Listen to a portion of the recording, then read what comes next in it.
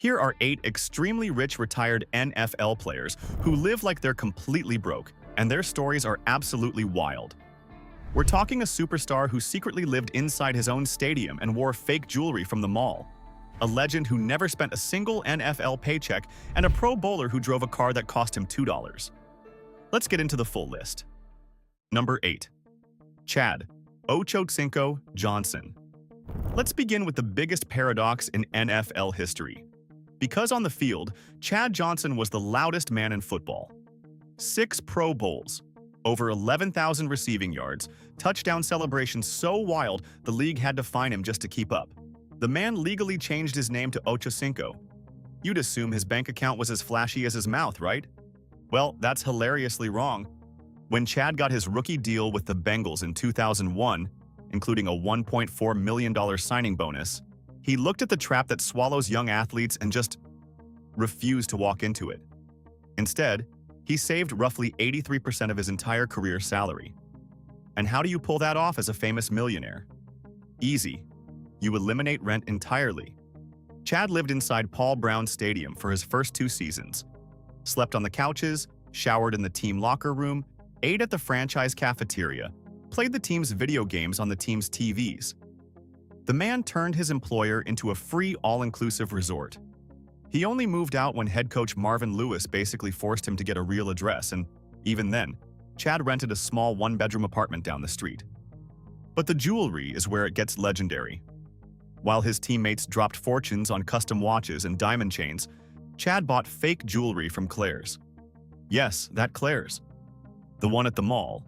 His logic? Spending $50,000 on a watch is insane when time is free. And honestly, try arguing with that. His outfits came off sale racks at places like Urban Outfitters for under $50 total. He flew Spirit Airlines, and his one splurge, his single act of luxury, was paying extra for the exit row. He traveled with 3 outfits no matter how long the trip, purely to dodge luggage fees. A multimillionaire dodging luggage fees on Spirit. And before you laugh, ask yourself, when's the last time you skipped a checked bag to save $30? Exactly. Chad just did it with millions in the bank. Here's the kicker, though. The money he did spend went to things like leaving $1,000 tips for underpaid restaurant workers. And to sharpen his money game, he interned at Morgan Stanley. His whole philosophy boiled down to one line. If your name becomes bigger than anything you can buy, your value is secured. Chad saved 83% and called it discipline. Our next legend looked at that number and said, "Cute. Watch this." Number 7. Marshawn Lynch. What if I told you there's an NFL superstar who earned over $56 million in playing salary and never spent a single check of it? Not most of it.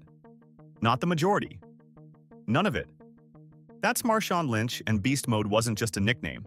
It was a financial strategy. Drafted in the first round by Buffalo in 2007, Lynch went on to become a 5-time Pro Bowler and a Super Bowl champion with the Seahawks, famous for running through defenders like they owed him money. But early in his career, Marshawn made one quiet decision that changed everything. He would save 100% of his NFL playing salary. Every check went straight into long-term wealth accounts and never came back out. So what did the man actually live on? His endorsements. Nike, Subway, plus his own beast mode apparel line, pulling in an estimated $5 million a year. That side money covered his whole life, while $56 million sat in the bank, compounding, completely undisturbed. Think about that for a second.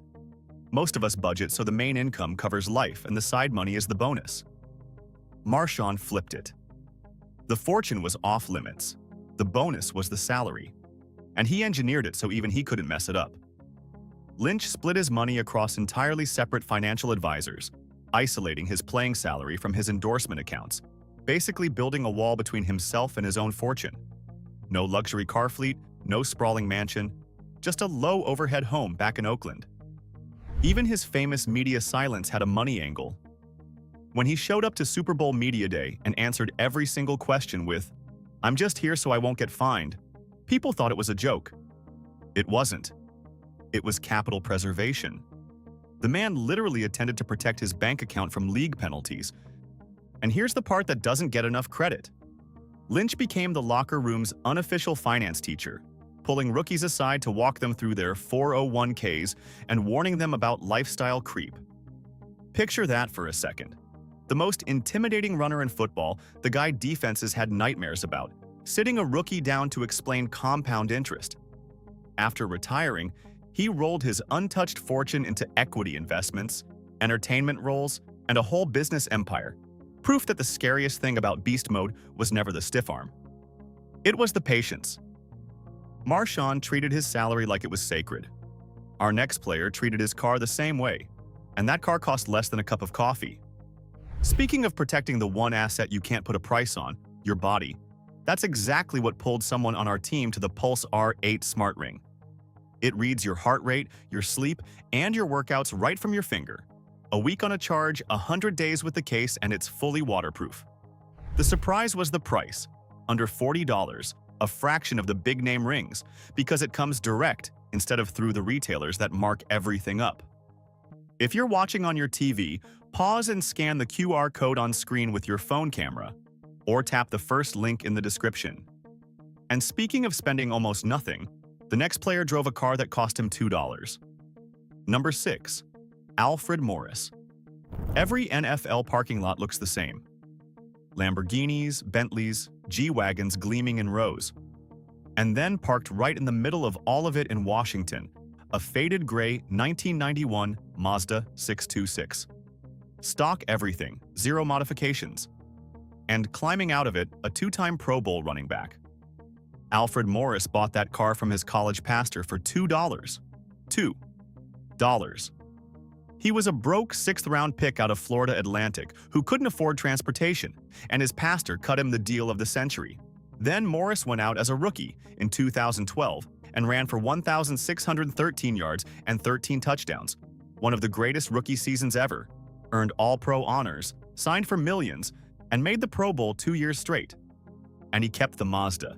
He even nicknamed it the Bentley, which might be the single funniest flex in sports. Think about the psychology there. Every rookie in that locker room is being told a fancy car proves you've made it. Alfred decided the proof was not needing one. While teammates upgraded their rides every season, Alfred upgraded nothing. Some days he didn't even drive it. He rode a bicycle to the team facility to save on fuel. A professional athlete on a multi-million-dollar contract, pedaling to work like a paperboy. The car became so legendary that Mazda USA stepped in and fully restored it. Technicians spent 275 hours stripping it to bare metal, rebuilding the engine, and custom stitching leather seats as a wink to its nickname. The $2 car got the royal treatment, and Alfred never paid for a Bentley to get Bentley seats. Off the field, the man lived just as small, a modest rental in suburban Virginia. No VIP clubs, just ordinary local restaurants where he was genuinely shocked when places started comping him free appetizers. He kept his community work quiet too. No cameras, no press, just showing up. And where most players splurge on toys, Alfred splurged on his body. Chiropractors, cold tubs, foam rollers, because he understood his body was the actual asset, not the car in the driveway. He called it keeping an old spirit, something to pass down to his kids along with the work ethic. Alfred never let the money change him. Our next player let it change him completely, crashed his whole life, and then pulled off the greatest financial comeback the league has ever seen. Number 5. Antonio Cromartie. Now this one starts ugly, so buckle up, because Antonio Cromartie's first 2 years in the NFL were a masterclass in how to torch a fortune. Drafted by the San Diego Chargers, Cromartie was a 4-time Pro Bowl cornerback who still holds the record for the longest play in NFL history, a 109-yard missed field goal return. The talent was never the problem. The spending was. In just his first 2 seasons, Cromartie burned through $5 million in guaranteed rookie money. 9 luxury cars, 2 houses, lavish jewelry, cash handouts flying to friends and family like confetti. At one point, things got so tight he needed a $500,000 advance from the Jets just to sort out child support obligations. The man was a walking cautionary tale. And then, staring straight at financial ruin, he did something most athletes never do. He stopped. Completely. Cromartie hired a strict financial advisor, liquidated the depreciating toys, and rebuilt his entire life from the ground up. And nothing says rebuilt like this next move. He sold off a fleet that included 2 custom Dodge Chargers, a vintage Caprice, 2 BMWs, and 2 Escalades, and replaced all of it with 1 Toyota Prius, a Pro Bowl NFL cornerback, gliding into the player's parking lot in a Prius. And he wasn't embarrassed about it either. He bragged about it. $33 of fuel every 2.5 weeks, while his teammates dropped $90 a fill-up. He talked about that Prius, the way other guys talked about their Lambos. The shopping sprees ended, the jewelry stopped. In their place came a strict monthly budget, which mattered a lot because Cromartie has 14 children. 14. That's not a family, that's a roster. And working with advisor Jonathan Schwartz, he pulled off something almost nobody in pro sports achieves. He fully funded his retirement accounts through age 100. Read that again. The man who once blew $5 million in 2 years is now financially secured for a century. After hanging up his cleats, he became a stay-at-home dad, starred in his family's reality show, and turned into one of the loudest financial voices in the locker room, warning rookies to save every penny before injury or release, saves it for them. He'd lived both endings. He knew which one to recommend. Cromartie learned his money lessons the hard way, on the field. Our next guy learned his in an Ivy League classroom, then took them to a level nobody saw coming. Number 4. Brandon Copeland. Quick question. What do you call an NFL linebacker with a Wharton business degree who eats leftovers to save money? Because millionaire doesn't quite cover it. Try owner of a $203 million real estate portfolio. Brandon Copeland grinded out 10 seasons in the league with the Ravens, Lions, Jets, Patriots, and Falcons. Never the superstar, never the highlight machine. But while everyone watched the stars, Copeland was quietly running the smartest money playbook in football. The foundation was set early. His mom ran the household on a strict budget, and his grandfather, Roy Hilton, was an 11-year NFL veteran who retired and became a school teacher. So Brandon grew up knowing exactly what football money looks like after football ends. His strategy as a player? Save nearly 90% of his post-tax income and attack his cost of living like it was an opposing quarterback. Food bill? Basically zero. Copeland ate almost every meal at the team training facility, and here's the beautiful part. He packed up the leftovers in containers and took them home. An NFL player, meal prepping out of the team cafeteria like a college kid raiding the dining hall. Rent? He later moved directly into his own music and fashion storefront in Grand Rapids, living inside the shop, and even landed a city grant that cut his rent in half for 18 months. The man stacked discounts on top of discounts.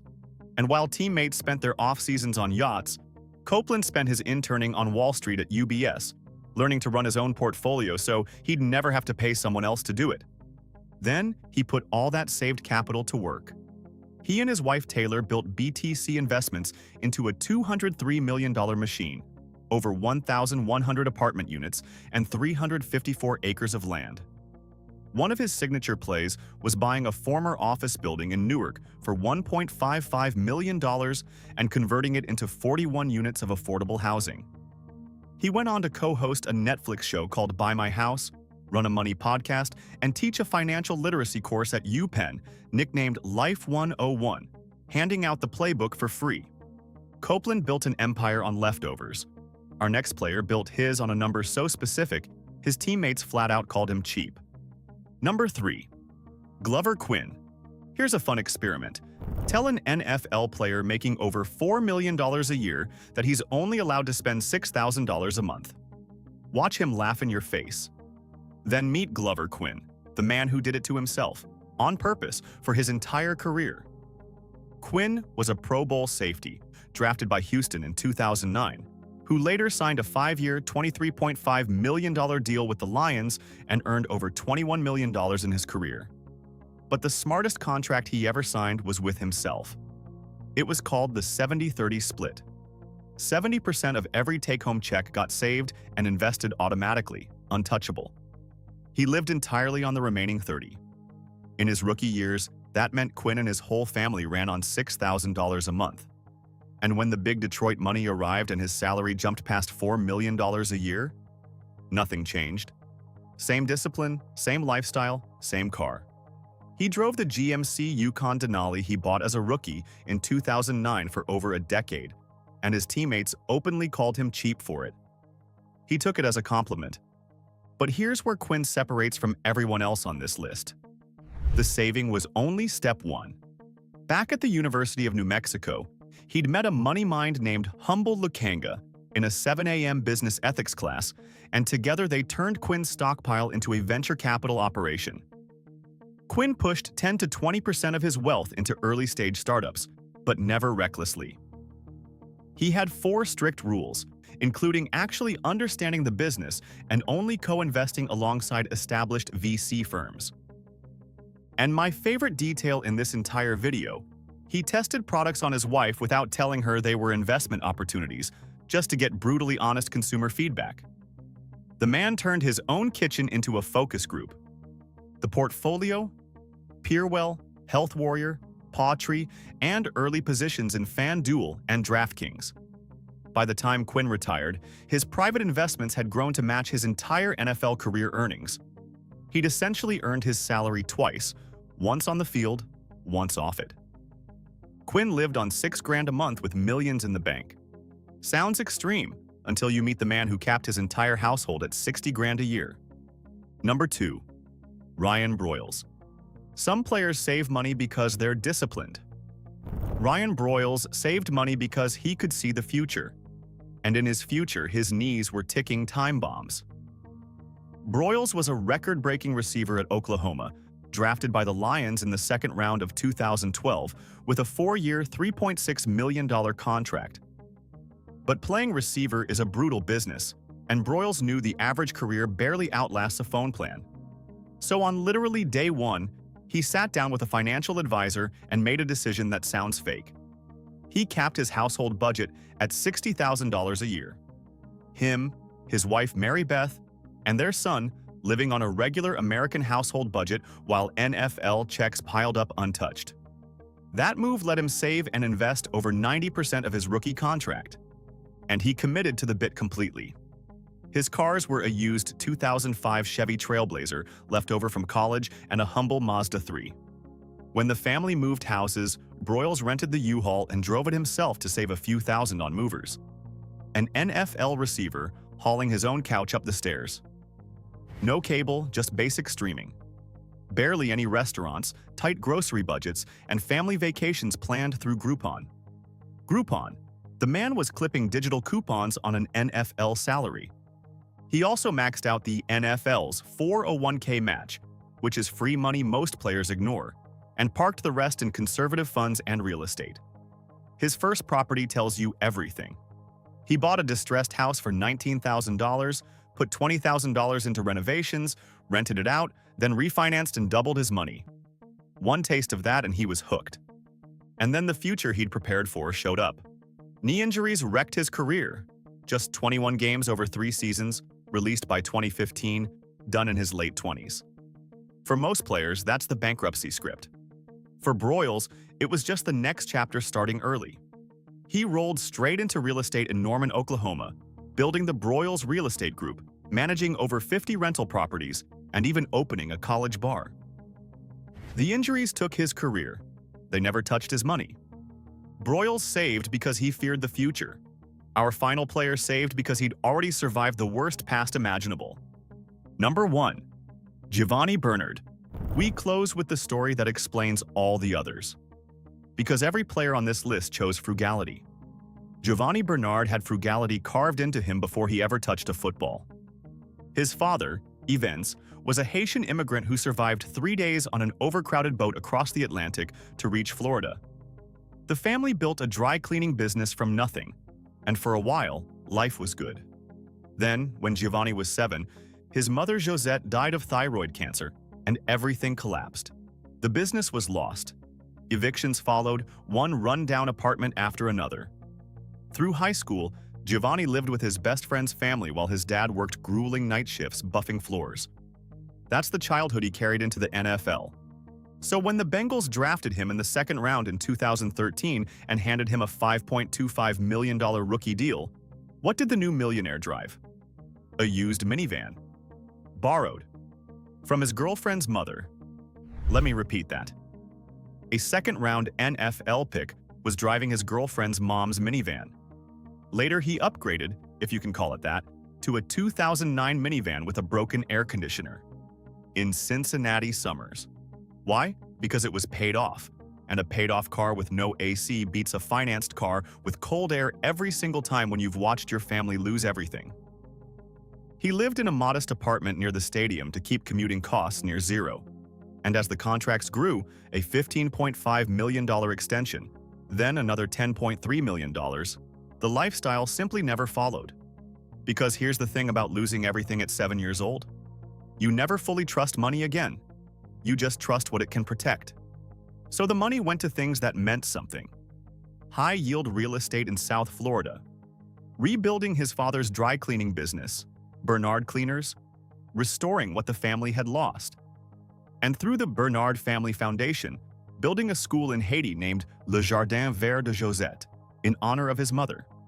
He turned grief into a building with her name on it. Giovanni retired in 2023 after 10 seasons, and a franchise record for running back receptions, was nominated for the Walter Payton Man of the Year, and now spends his days managing his portfolio and training for Ironman triathlons. Most guys on this list protected their money. Giovanni protected his family's story. Some players drive old cars to save money. He drove one to remember where he came from. And those were 8 extremely rich retired NFL players who live like they're completely broke. Funny how it works, right? The guys flexing the hardest are often one bad year from zero, while the guy in the Prius is funded to age 100. So here's my question for you. Could you sit on millions and still drive a $2 car? Tell me in the comments. Smash that like button if these stories surprised you. And subscribe to Black Status because we drop stories like this every single week.